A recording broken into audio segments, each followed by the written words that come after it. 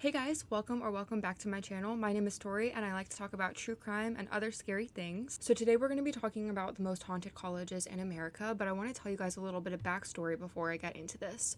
So I actually filmed this video in its entirety last night. I filmed the whole video, I found all the stories, I got into editing it, and I got about 5 minutes into editing and the audio cut. There's no sound for the rest of the video. And I am using a different mic today, so I can hopefully avoid that problem. And honestly, when this happened, I was like, well, whatever, technical difficulty, and I decided that I would just refilm the video a different time. But I was watching the video and I was using these microphones and they flash red and green when they're being used, and for the remainder of the video they're still flashing red and green. So I was like, that's so weird. The microphone didn't die, but it stopped picking up the audio, so super weird. And then I went to bed, and then okay, this is really creepy, guys. Okay, my iPad started going off at 2:20 in the morning. Twice it went off saying that I was getting FaceTimes from my boyfriend. And then I texted my boyfriend because I was like, hey, are you trying to FaceTime me right now? My iPad just went off twice, but the weird part was it didn't say I had any missed calls. And he was like, no, I'm not. That was very odd. I will also say that last night I slept with my mirror facing my bed, which is one of my cardinal rules that I never ever do. But I got into bed to start editing, and then I was like, oh, this is weird, the audio's gone, and I just went to sleep after that. That was apparently not in my best interest. So hopefully the audio is here for the entirety of this video. If not, I'm going to keep recording it until it happens because I really want to share these stories with you guys. They're cool. They're spooky. Obviously, I am committed to this video, so be sure to like and subscribe. I might have started getting myself haunted by a ghost of a dorm or something. That was a long intro, so let's go ahead and get into these ghost stories. Okay, so the first campus we're going to be talking about is Ohio University in Athens. And this user says, Ohio University in Athens is widely considered the most haunted college in America. The campus, built around the former Athens Lunatic Asylum, features infamous spots like the Wilson Hall, where room 428 was permanently sealed, and the Ridges, which ghost hunters frequent for paranormal activity. A guy I used to work with did the maintenance and boiler work at Ohio University. I can't remember where exactly, but he told me a girl had been murdered in one of the old dorms. When they tried to clean it, her bloodstain wouldn't wash away, so they tried to cover it with flooring, and the stains still seeped through. They ended up closing the room off and using it as a maintenance room, the maintenance room that he was assigned to. He said he had to use a black rubber floor mat to cover it and did everything he could to never be in there. The most famous story is about room 428 in Wilson Hall. In the 1970s, a student reportedly behaved strangely, spoke in an unknown language, and fell to her death. Spirit haunted the dorm so persistently that room 428 was permanently sealed shut. Next one. Flagler College and the entire town of St. Augustine in general. During my freshman year, I saw a lone teen girl dressed in colonial-era dress pacing back and forth with a basket of flowers on an empty St. George Street at 3 a.m. This happened during my freshman year of college. I was on a baseball team at Flagler College and St. Augustine University. The year was 1999, and it would have been sometime in May or June. School was already out for the summer, but the baseball team still had a tournament to play, so we traveled to Lakeland for the tournament. Once it was over, we returned to campus, where we were basically the only people left. Some of the players who had cars left and went home for the summer, but the freshmen like me weren't allowed to bring cars to campus. We had to stay until our parents could come pick us up. One night after we returned from the tournament, another freshman teammate and I decided to walk around the historic St. Augustine. We spent several hours just walking around the city. Eventually, it got to be close to 3 a.m., possibly even later, and we found ourselves on St. George Street, one of the oldest streets in St. Augustine. After taking a turn, we noticed someone in the distance. It was a lone girl, perhaps in her late teens, wearing what appeared to be a colonial-era dress. She was pacing back and forth along the street carrying what looked like a basket of flowers. As I remember her, she had fairly light skin and blonde hair. She was completely alone. There was no one else on the street, and there hadn't been any activity in that part of St. Augustine for several hours. Everything was closed. The streets were essentially deserted. My friend and I continued walking toward her. When we got within about 10 to 15 feet, she stopped and began speaking to us. We couldn't understand a word she was saying. Whatever language she was speaking, it wasn't English. It wasn't Spanish either, and I know that because my friend was bilingual and he couldn't understand her any better than I could. We tried to communicate with her, but we simply couldn't. Eventually, we walked around her and continued down the street.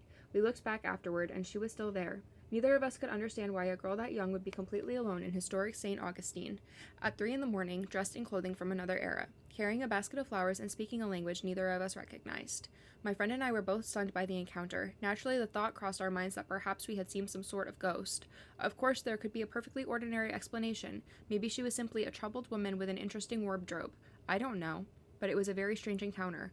More than 25 years later, I still think about that night from time to time, and I still wonder whether, for just a few moments on an empty street in St. Augustine at 3 in the morning, I experienced something supernatural. Next one, mine. The University of Minnesota Morris is now a public liberal arts college. In the 1880s and subsequent decades, though, it was a boarding school for Native kids who had been taken from their families in an attempt to Americanize them. Multiple students died during the harsh winters and from who knows what else. The rumor is that their bodies were kept to bury in the spring cellar that now houses the university paper where I spent many late nights writing really dumb articles.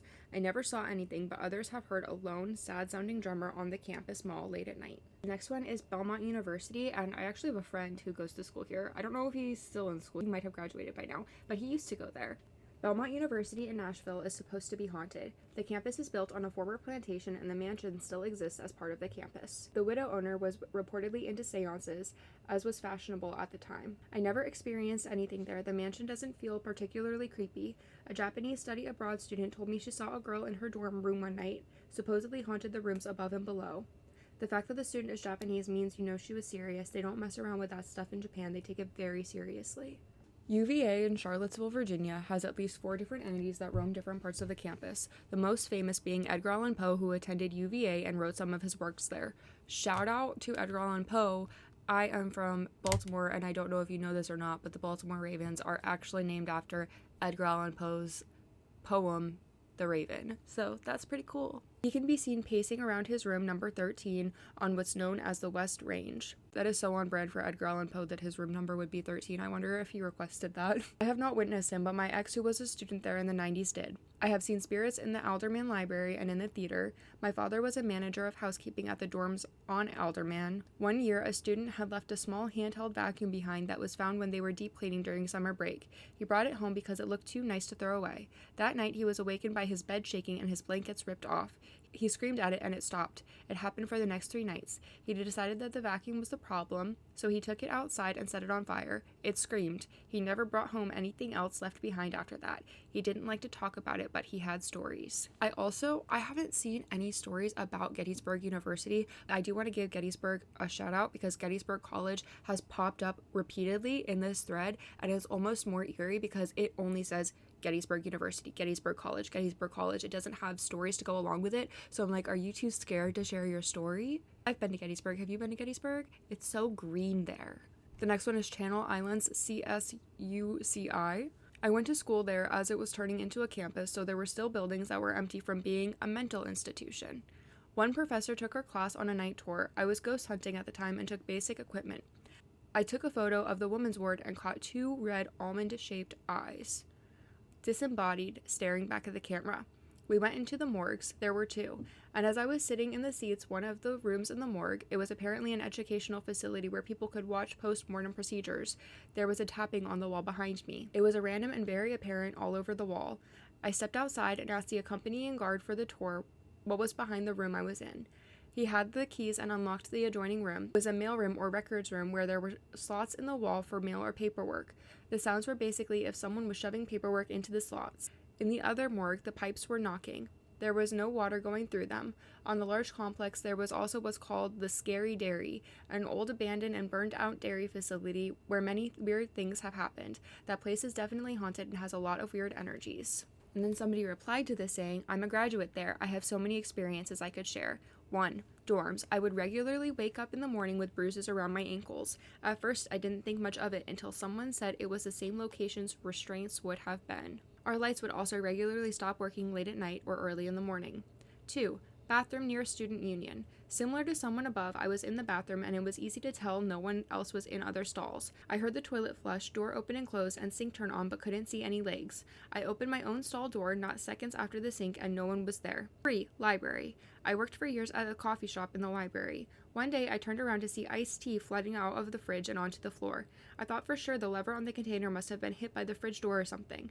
I opened the fridge to find the lever was not pressed down, no obvious leaks, and the container still looked full. Despite all of this, the floor was flooded with tea. This happened twice while I was working there. 4. Women and Children's Ward. My friend and I were looking down one of the hallways and noticed a shadow crouched down and scuttling back and forth. We both looked at each other and said, "Do you see something?" We both described the exact same thing. Had some crazy experiences at Southern Vermont College.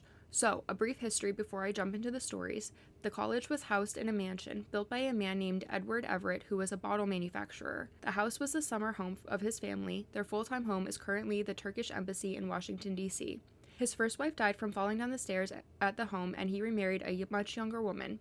He was in his 60s and she was in her 20s. After he died, his wife lived there until she sold it to the Catholic Church, where it became a Catholic college and monastery, before it was sold and became Southern Vermont College, which closed in 2019. So a lot of the stories revolved around the mansion, which were where the classrooms were, as well as the offices. Most common was seeing a hooded monk wandering around the halls.